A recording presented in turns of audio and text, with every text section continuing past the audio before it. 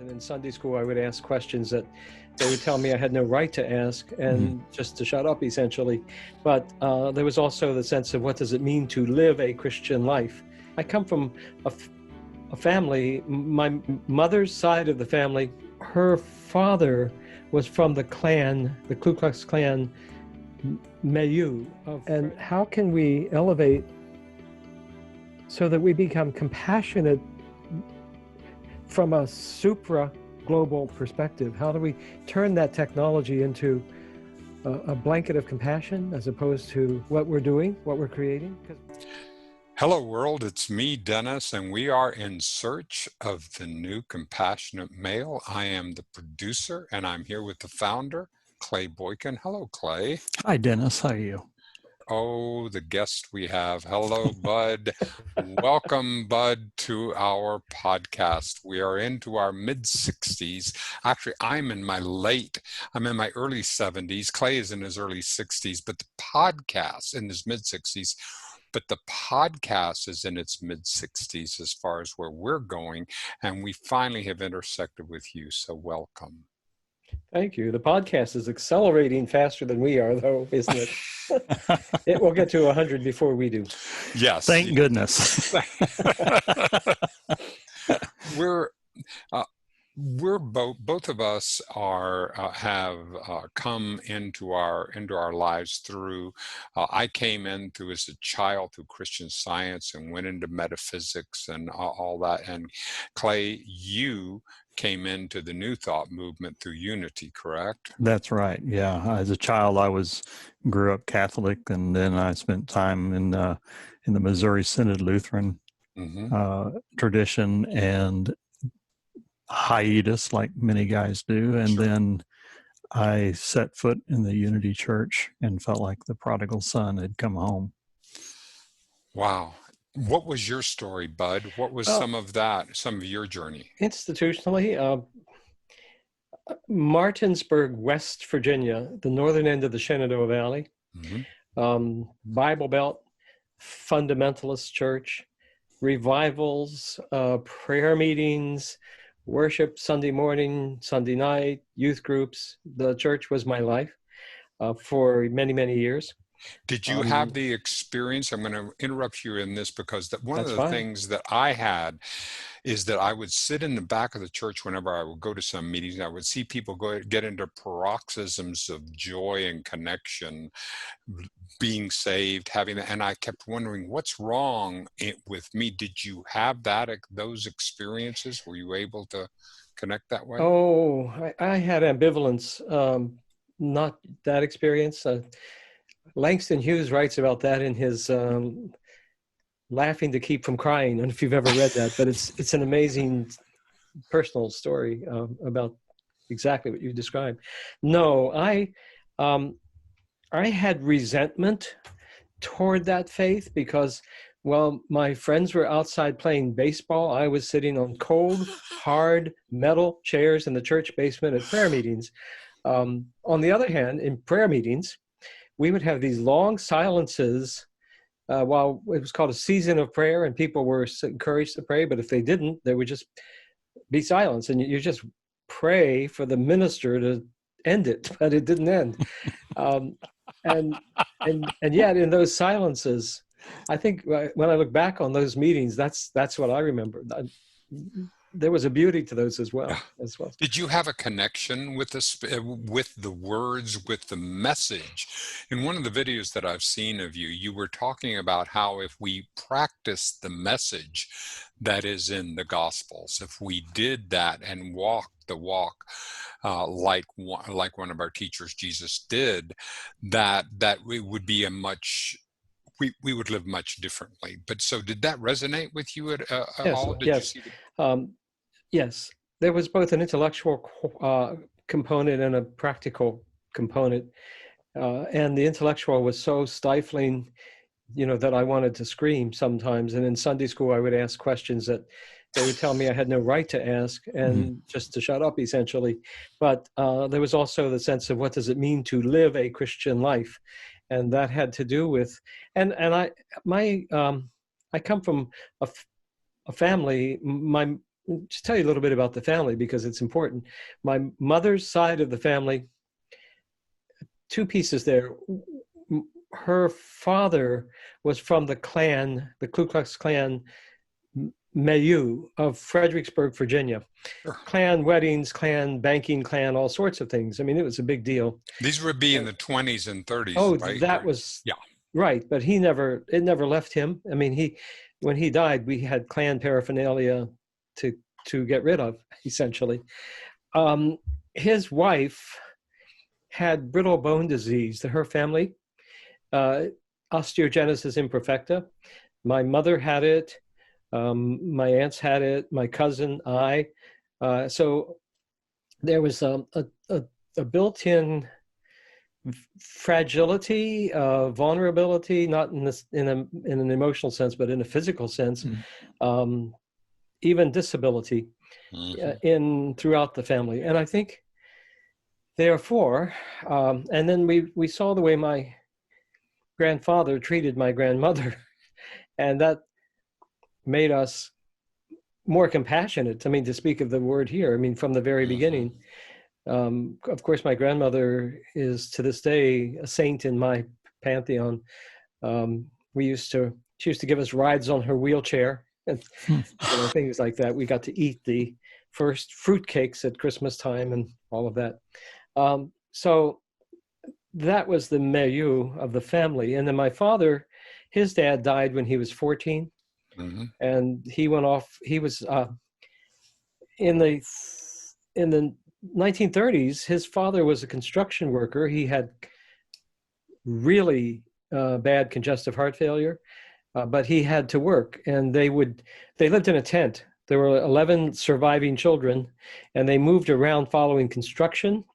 And basically, the men would come and pick him up, take him to work, put him in a steam shovel, and then carry him home. And then he would sort of sleep until the next day.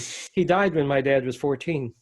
So Dad left home then at 14 and went off to the CCC camps, and from there to the war, and then he came back. So he didn't have any church background at all. Mother had Baptist, good, solid Baptist, Klan Baptist religion. And that was it. They took the family to a revival one time on the outskirts of town, a tent meeting. When we had tent meetings, I mean, everybody would show up. And, you had sawdust on the ground, and you had the folding chairs in the tent and the lights.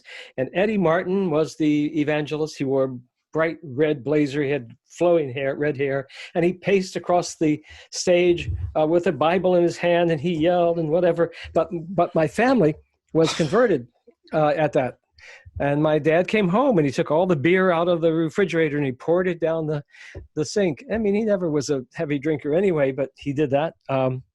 And from that moment on, we had religion, and we really did. I mean, we really did. Dad became a firefighter. He drove a bread truck. He drove a milk truck. He was a firefighter. And when he was at the fire hall, he would read the Bible, and he really, really read. And he only had a 10th grade education, but he had an inquiring mind, and so he was always questioning and asking and questioning and asking. And so to the day he died, he was a fundamentalist, but to the day he died, he was open-minded. That's a really nice combination. Wow, frankly. that's wonderful. Yeah. So he would, I remember when two candidates were running for sheriff in Martinsburg, he had both of their stickers on his car. And people said, "You can't do that." His name is Jim.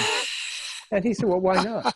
He said, "They're both good people, and I like them both. Why can't I support them both?" I get that myself. I mean, do you get that? It seems to me there's nothing wrong with that. That's good thinking. You don't have to be one against the other. Isn't that right? We can hold more than one thought in our heads. Yeah, absolutely. Yeah, he said, "I have to vote for one of them, but either one will do fine." So he was my scoutmaster. He was the best man at my wedding. He was really important to me in lots of ways. For him, the essence of what you ask about the faith was living it out. It was we would paint somebody's house because they couldn't do it for themselves. We would clean their yards. He would give them rides to the doctor. He would do on his days off. He was constantly doing things for other people, and that's what he had me doing too.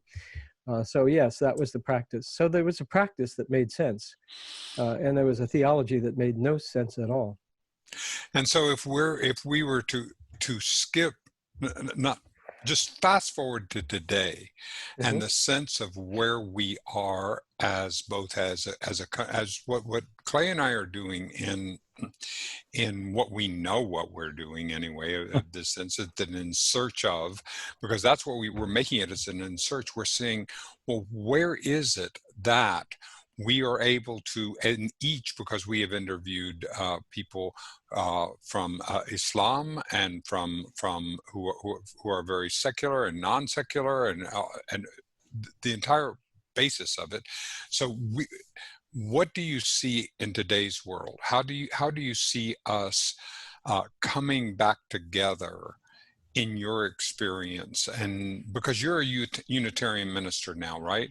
I'm working in a Unitarian church. I'm United Church of Christ. Yes. But I think had I found the Unitarian church earlier, I might actually be a Unitarian.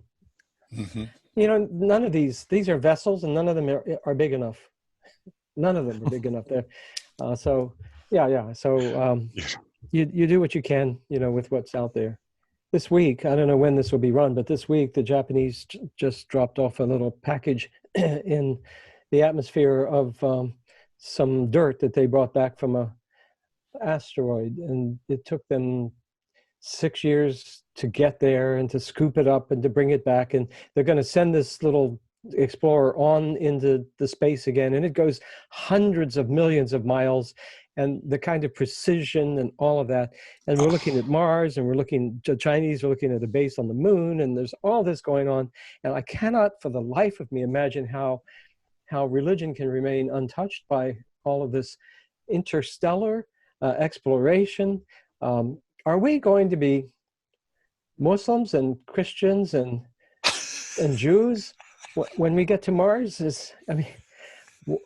It doesn't make sense to me. Just like, no, there's new consciousness coming all the time, and we need to break down on these barriers we have to letting it in and see what happens. Christianity, there was a time when it wasn't, and then there was a time when it came into being, and it may be a time for it to yield to a new consciousness that's coming. Yes. Certainly it's been corrupted. The religions have been corrupted a lot than what we have now, and it carries a lot of baggage, and the baggage isn't necessarily good. Some is wonderful, some is good, but so we don't know, do we, what it's going to look like? We don't know. One of the things that struck me in 2008, I saw Karen Armstrong's TED Talk, and that was the spark that started Charter for Compassion. And I collaborate with Charter for Compassion quite a bit, and I'm actually working to help develop the men's initiative, if you will, for the Charter. And it's really struck me when she said that, all the major religious traditions in the world have the golden rule in common, and they say it all differently, but it's in the essence of that is the golden rule. And compassion is how that's played out.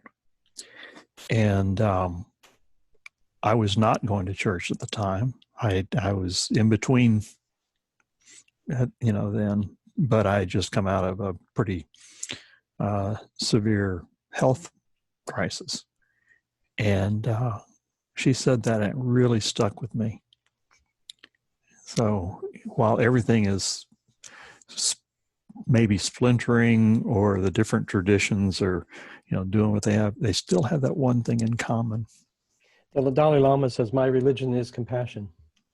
And there you have it. I think I've worked with him a little bit, and I was at an event in San Francisco, and he said he had a Muslim. This was an event he did especially for Muslims, but I was invited to be part of it. And he said, you believe in a creation. You believe in a creator God. And he said, and that makes you a better person. And I don't believe in a creator, and I don't believe in a creator God, and that makes me a better person. So what's wrong with that? Yeah. I love the idea of one of the things that we had in nursery school. I mean, in Sunday school when I was a kid, in the Christian Science church, is that they would say the phrase that there's not a spot where God is not. And so it was a way of getting omniscience. All right, wait a minute. If it's everywhere, if it is all God or all good, everything, if there isn't anything, there isn't inside, outside, there's no way to put a circle around it because it's all there is, then it gives me an opportunity then to say, okay, well, what is it that I believe inside of me that is not? And how do I address that piece? Well, I'm troubled by that identification of God with everything because of the enormous amount of apparent suffering in the world and evil, possibly, at least what appears to me, to my limited perspective, as evil in the world, lack of compassion, if you will. Yep. I don't have an answer. I mean, I'm not a metaphysician. I'm not a theologian. And the older I get, the less interested I am in the great philosophies of life. Wonderful. But, yeah. So I remember Solzhenitsyn wrote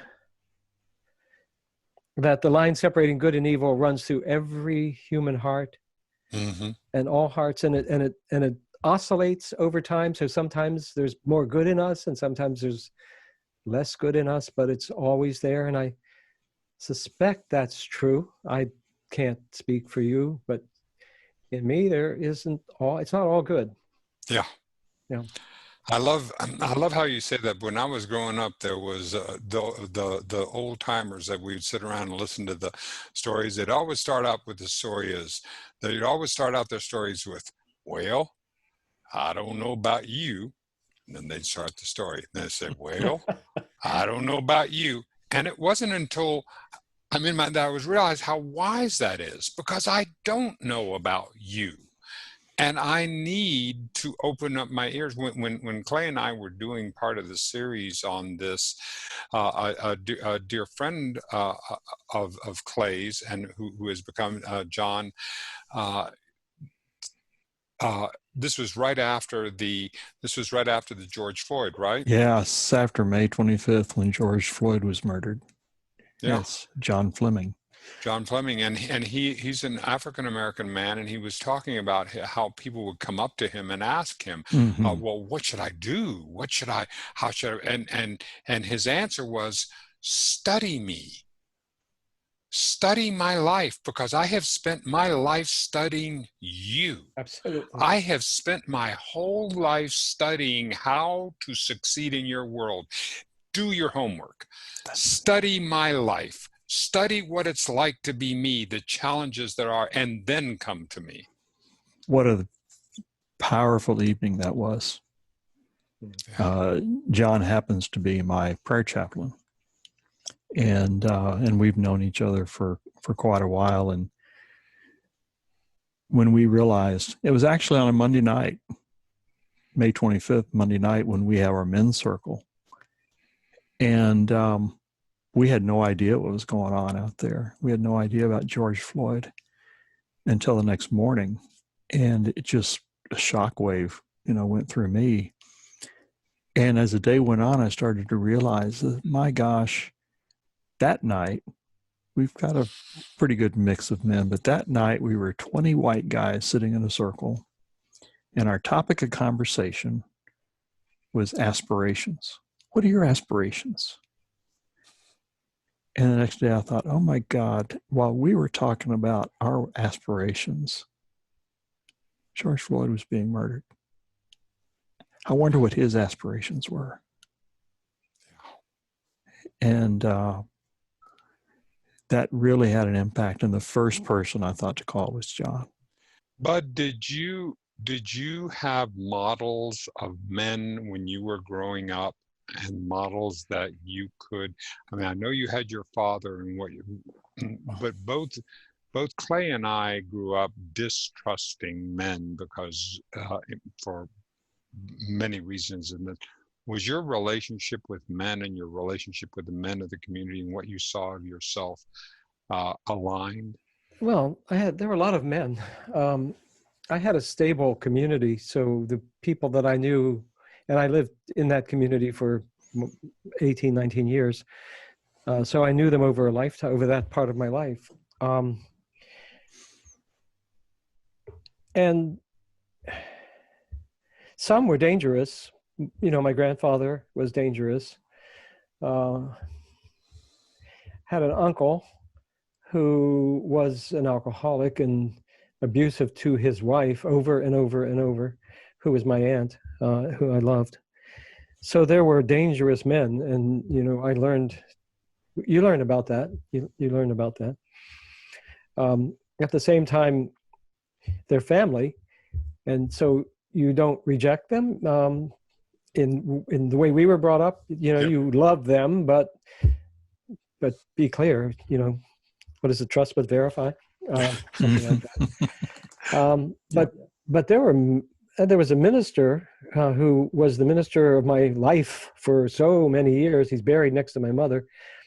They actually did have a special friendship anyway, so that's kind of nice that they are. Mm-hmm.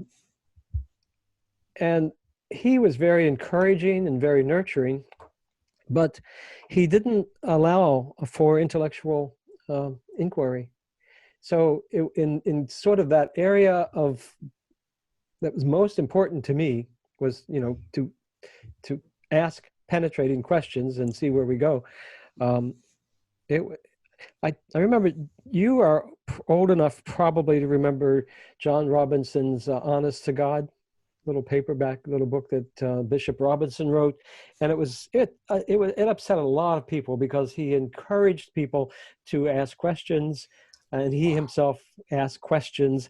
And I brought it into my minister and said, what do I make of this? It was really a disturbing book for me. I was in high school at the time, maybe freshman, very young. And he took the book from me and he threw it across the room. And he said, Robinson doesn't have a leg to stand on. And I said, well, can you explain that? And he said, I just read the first few pages and I threw it down. I don't need, you know,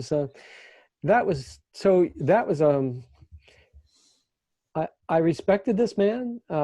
He nurtured my career and my spirituality and encouraged that in every way. But still, you know, that's pretty serious to me. That was like, here's a young guy asking a question and you dismiss it. It's like, yeah.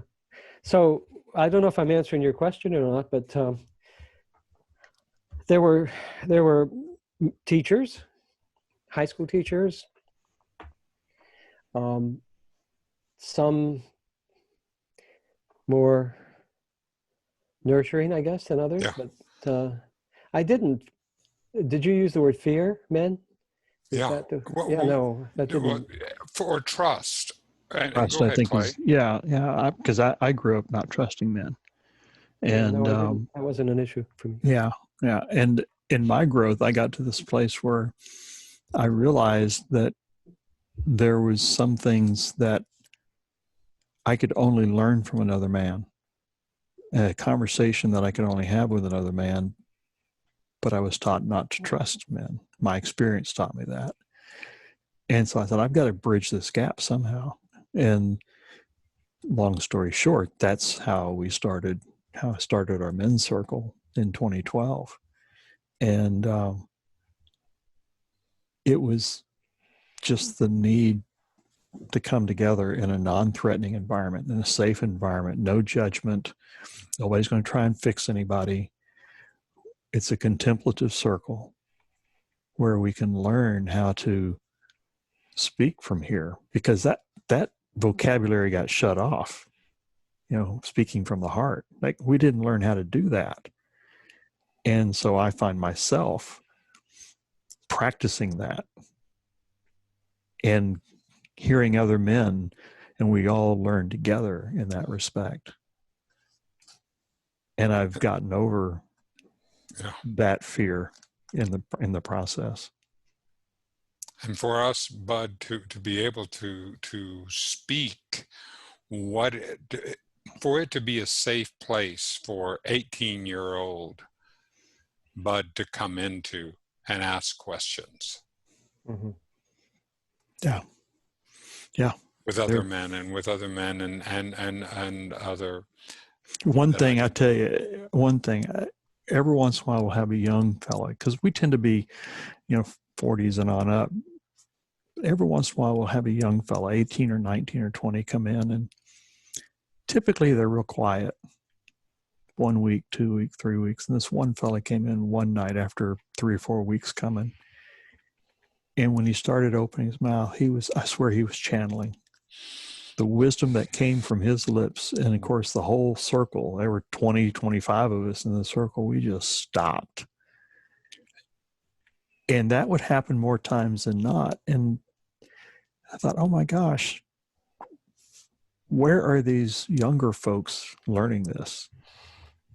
His path growing up was not necessarily religious, but he had really gone through some hardships, really had some hardships growing up. And I think that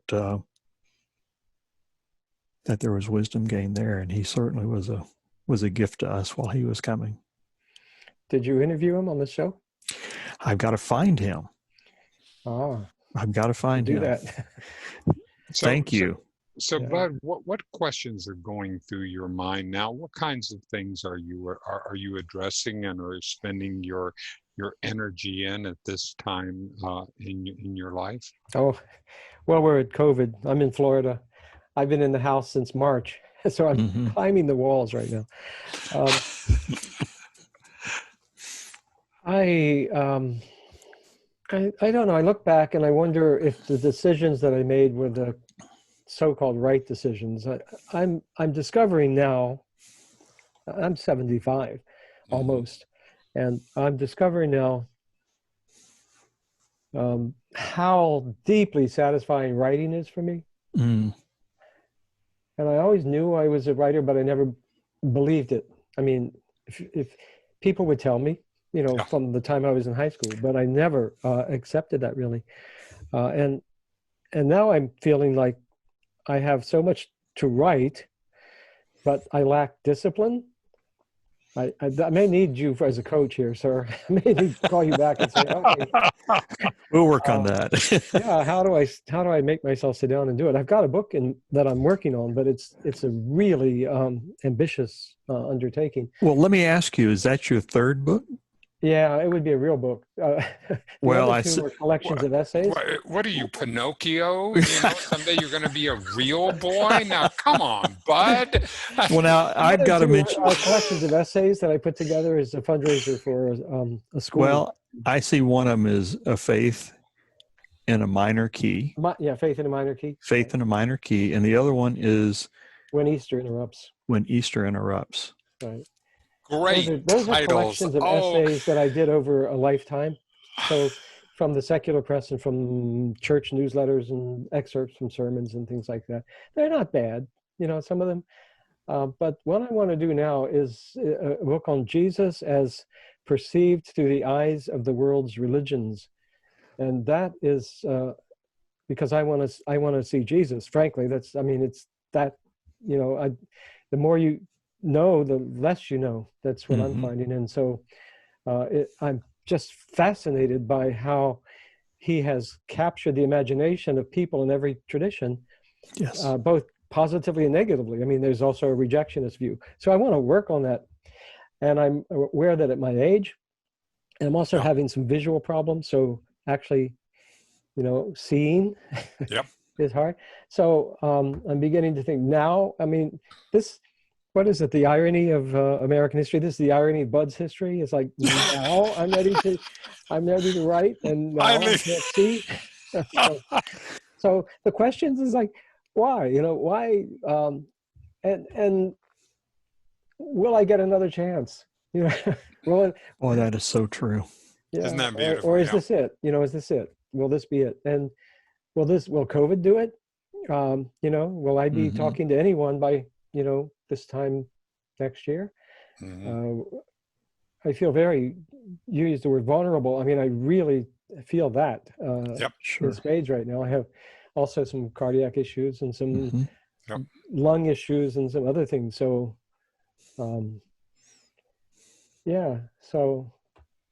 It's an amazing experience, because I think about that with both the interpretations of Jesus and that, and I have this sense of, I would really like to know those years between like 18 and 30. There's the and for, I hear of that there are tales in the east of his travels, different places that he might have been in India or any of that experience, but that just fascinates me. Yeah, I'd like to go on a pilgrimage over the Silk Road. That would be in my bucket list if I could do that. I don't know if I have the physical stamina to do that now. I need a good guide too. Yeah. But yeah, there's the Jesus Sutras from China. You should see them if you haven't. They were probably put together in the 7th century, maybe. But it's very Buddhist in its feeling. It's like, okay. And that I'm going to be exploring that whole Silk Road question. Yeah. My point will not be, I don't know if this is even relevant to what we're talking about here tonight. My point will be simply that it doesn't matter. I mean, we don't know. We never will know. What matters is that the story of Jesus grows out of a world that was not centered around the Mediterranean, but was far more cosmopolitan. It was more the Silk Road, all the way to China, all the way to Spain. I mean, or Africa. All of that was part of that milieu out of which he rose. And he was Jewish, but from that, anyway, never mind. We don't need to go into all of that, but that's. Oh, that's fascinating. Are you kidding? That's so fascinating. That is deeply compelling. I'm so glad you're exploring that. Well, I'm trying to, but I have trouble reading also. So it's a problem. All the books back there, those are Jesus books. Yeah. Jesus in Islam, Jesus in Judaism, Jesus in Native American theology. It's all there. We have a sense of Jesus, and have a sense, each one of us has, through whatever stories that we have, but there is, it feels like it's much more nuanced and interesting than is just portrayed in this in the marketing of Jesus and the marketing. I think the marketing. That could be the title of my book, The Marketing of Jesus. Yeah. So you're right. I have an Anishinaabe friend in Illinois. He always says, the story I'm about to tell you may not have happened quite the way I tell you, but it's a true story nonetheless. Exactly. That's as good as it gets. Oh. Yeah, it's in these days of Trump, it's a little dicey to stray from the literal truth, but we have to go to the realm of meaning. And the realm of meaning is not necessarily. My dad taught me that. He was a literalist, but it didn't matter. Buddy, he'd say, now the Bible's right, the Bible's true, but he'd say, if I wrote down, I'm in a pickle. So you'd know what I mean, and your mom would know what I mean, but somebody reading it 1,000 years from now would say, how is he in a pickle? How did that? I mean, you get it. Just something silly, but yeah. But it isn't. But it isn't. This is this is what I love about, because Shakespeare, people will sit down and talk about how Shakespeare is this wonderful, high-minded, and while everything that he wrote for the people. He has so many pop culture references that were absolutely hilarious that we have no idea what they are. We are sure in West Virginia that Elizabethan music and Elizabethan accent came over with the Scotch-Irish and settled in the hollers of West Virginia. So they say if you want to hear Shakespeare in the original accented English, you have to go to the hollers of West Virginia. Oh my. So it's to be or not to be, that is the question. There's no mind to suffer. That's oh, that's wonderful. But oh well. My wife, by the way, would be embarrassed by what I just did. For me, one of the key points of being alive is wonder or awe or beauty. And Facebook, for example, allows you to share an enormous amount of natural beauty, yes, of animal beauty. I mean, there's so much wonderful in the world, in our world. And that can all, and there's a hunger for that. People want it and they look for it and they see it. So that's a gift. I mean, I've had those incredible moments from the time I was a child, going up the Massanutten in the Shenandoah Valley and looking out over the valley and just being overwhelmed and completely one with, even though I was a fundamentalist and not a Buddhist, it didn't matter. It just captured me. Music can do this to me. I can tell you of instances when I've sat in concerts and couldn't move after when the piece was ended. Everybody's applauding and standing, and I'm just sitting there, sometimes in tears, sometimes not, because something bigger than me has flowed through me or infused me, or I'm part of it, and whatever. It's just wonder. And so it makes me feel like that they've hijacked the word awful. Because why would that not be a beautiful word? I'm full of awe. Exactly. Has that experience and the experience of that giving you any peace with your own death, with your own sense of whatever this is that we all get a chance to go through? Depends on what day you talk to me about it. There is hunger. Howard Thurman, right? Deep is the hunger, to know. I just want to know more than I'm allowed to know at this point. I think the Tibetans probably have it right in terms of what is next. I think they're the scientists of death in a way that the rest of us haven't even begun to understand. Sometimes I want it. Sometimes I'm just tired. I'm just finished. I'm just over it, and I want it. I want to go.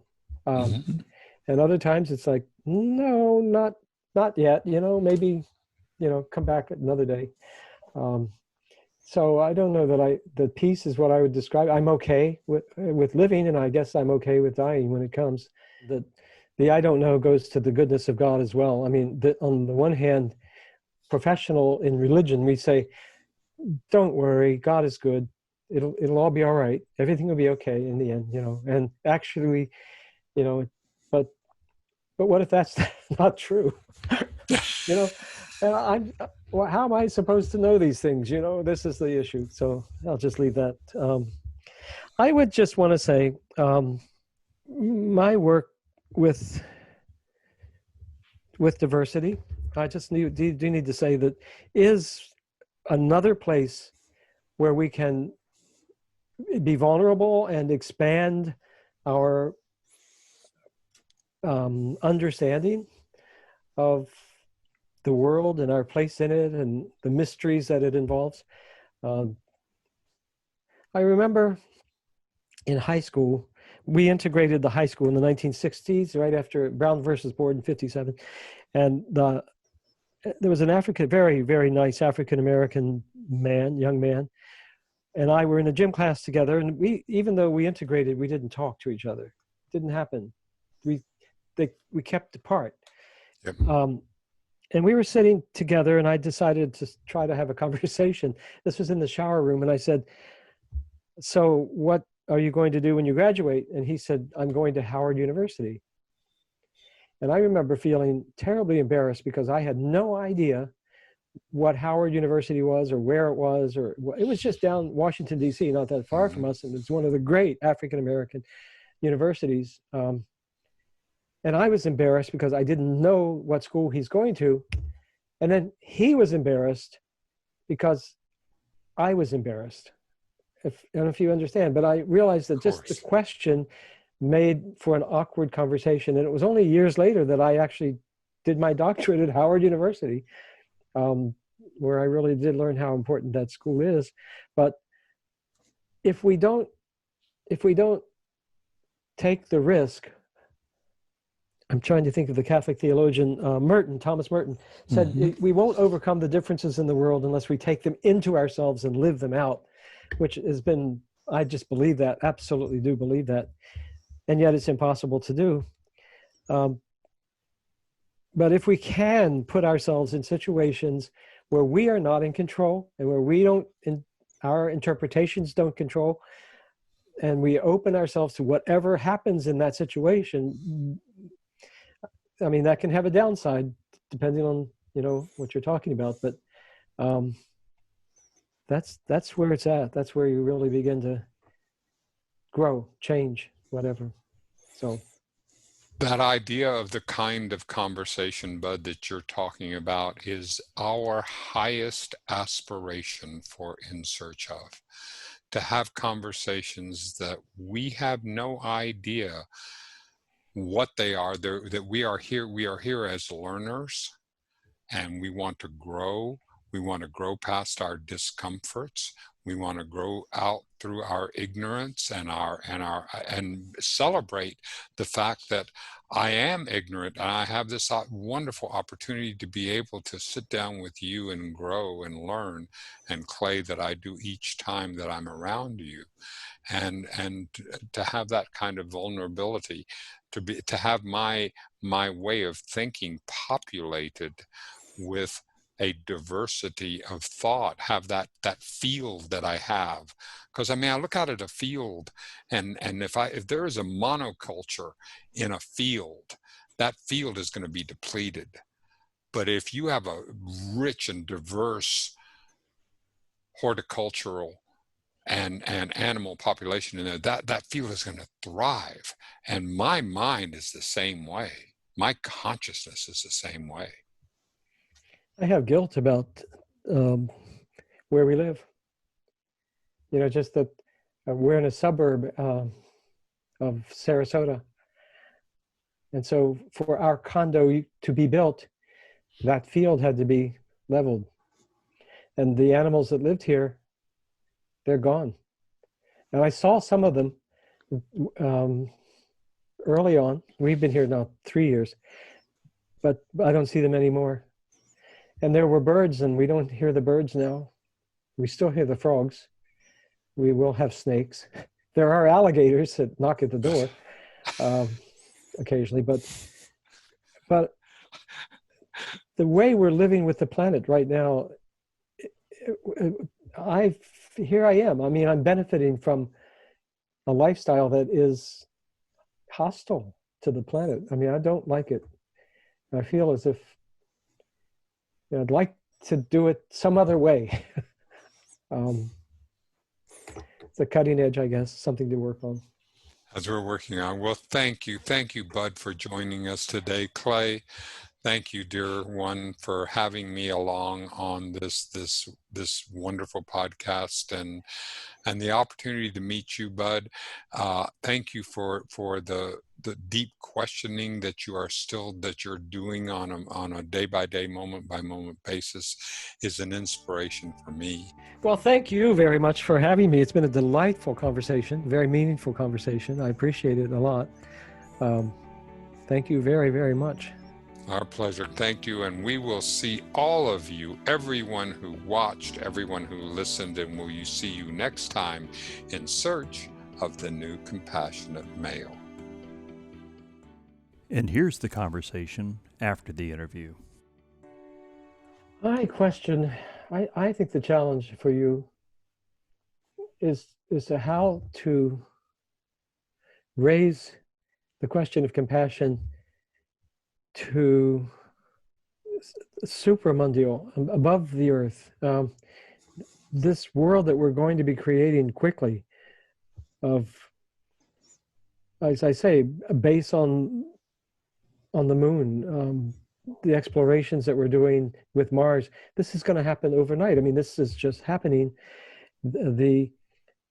What is also happening is that we're militarizing that whole space. We're going to be creating electromagnetic weapons to put out computers, and I mean, it's horrible.